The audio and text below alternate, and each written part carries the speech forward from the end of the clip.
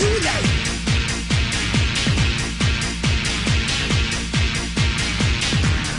Ljuljaj, ljuljaj!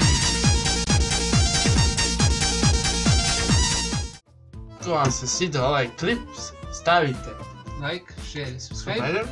i udarite neki komentar i ćao! Ćao!